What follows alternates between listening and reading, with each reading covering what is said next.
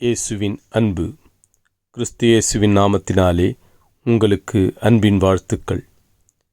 லேவியராகமம் 25 அதிகாரம் 19 பூமி தன் கனியை தரும், நீங்கள் திருப்தியாகச் சாப்பிட்டு அதில் சுகமாய் குடியிருப்பீர்கள். பிரியமானவர்களே, வேதம் சொல்லுகிறது, நீங்கள் சுகமாயிருப்பீர்கள்.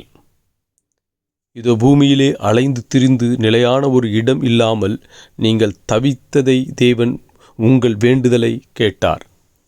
உங்களுக்கு ஒரு நிலையான இடத்தை கொடுத்து அவர் உங்களை திருப்தியாயிருக்க இந்த நாட்களிலே அவர் சித்தமாயிருக்கிறார். உங்கள் வேண்டுதல் கேட்கப்பட்டது. உன் துக்க நாட்கள் முடிந்து போயின.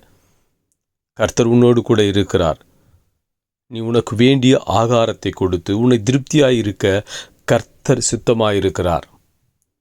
நீ சாப்பிட்டு சுகமாயிருப்பாய். உன் சந்ததிகள் ஆசீர்வதிக்கப்பட்டிருக்கும்.